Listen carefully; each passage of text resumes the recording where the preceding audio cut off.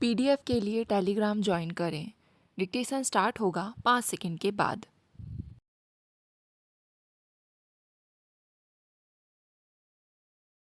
महोदय, प्रायः मैंने उन गहरे खजानों में गोते लगाए हैं जिनमें बीते जमानों के विचार, सपने और अनुभव दबे पड़े थे।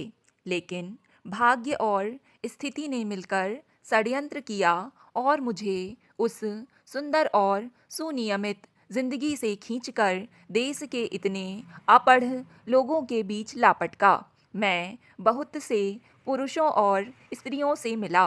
उसमें से अधिकांश ने स्कूल और कॉलेज की शक्ल भी नहीं देखी थी और ना ही राज्य की तरफ से या निजी तौर पर की गई शिक्षा की व्यवस्था ने ही उन पर कोई प्रभाव डाला। आखिर शिक्षा से बढ़कर आकर्षक और महत्व रखने वाली चीज़ क्या और क्यों है? लड़ाइयों से जूझती इस दुनिया में दुख भरे हैं, झगड़े हैं और हजारों समस्याएं हैं जो हमें सता रही हैं। ऐसे समय में उचित शिक्षा के अलावा और किससे हम शांति पा सकते हैं और कैसे इन समस्याओं का हल निकाल सकते हैं, मुझ जैसे अनाड़ी आदमी के लिए जटिल प्रश्नों पर यहाँ चर्चा करना संभव होगा। ये जटिल प्रश्न तो विशेषज्ञों के लिए हैं, लेकिन विशेषज्ञ के विशेष रूप से चीज़ों को देखने के तरीके में एक खतरा है।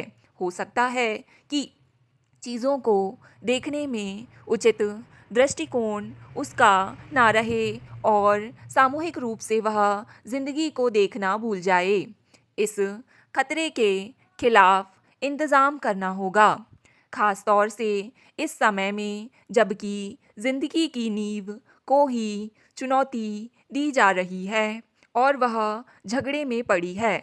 शिक्षा के पीछे आपका ध्येय और उद्देश्य क्या है? ज़रूर ही आप बढ़ती पीढ़ी को जिंदगी के लिए तैयार करते हैं, पर आप जिंदगी को किस सांचे में ढालना चाहते हैं? क्योंकि अगर उस सांचे की साफ तस्वीर आपके दिमाग में नहीं होगी तो जो शिक्षा आप देंगे वह दिखावटी और दोषपूर्ण होगी।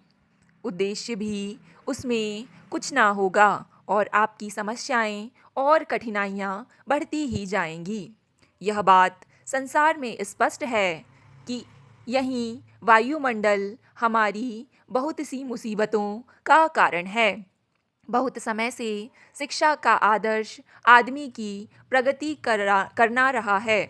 जरूरी तौर पर यही आदर्श रहना चाहिए, क्योंकि बिना आदमी की प्रगति के सामाजिक प्रगति नहीं हो सकती।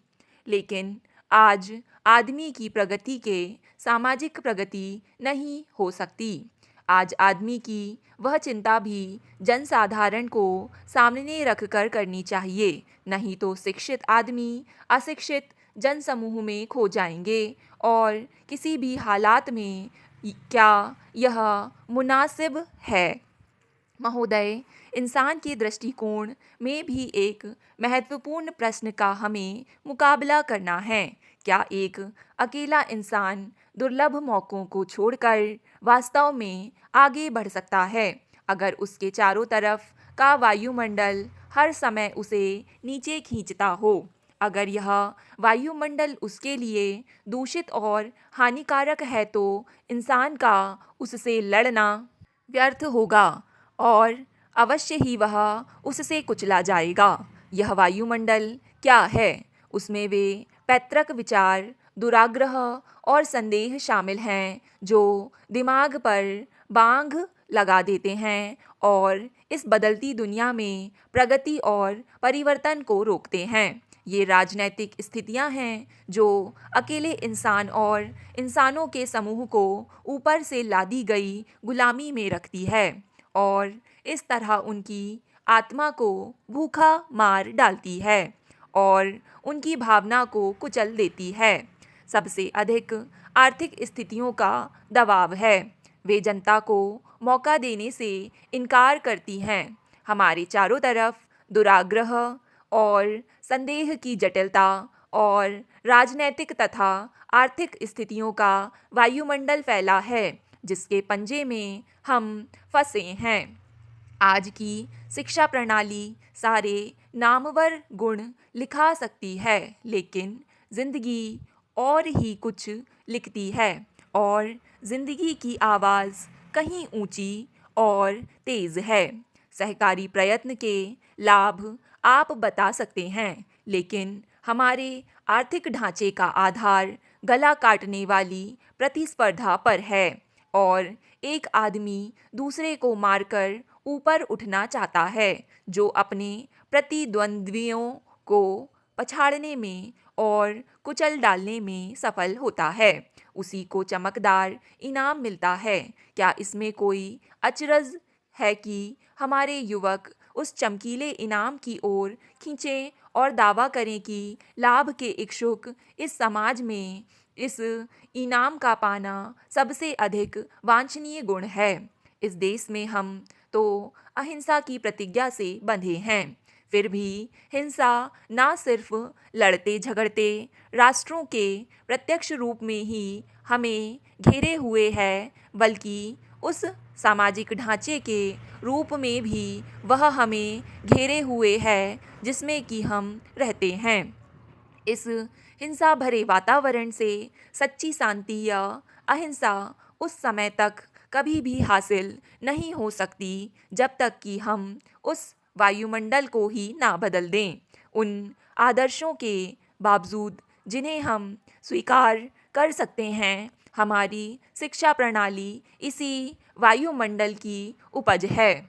हम लक्ष्य को कुछ वर्षों में ही नहीं प्राप्त कर सकते और मैं समझती हूँ कि कोई हमसे आशा भी नहीं करता। जो नितांत गरीब है वे भी चमत्कार की आशा नहीं करते, लेकिन वे यह अवश्य चाहते हैं कि हम सही दिशा में आगे बढ़ें।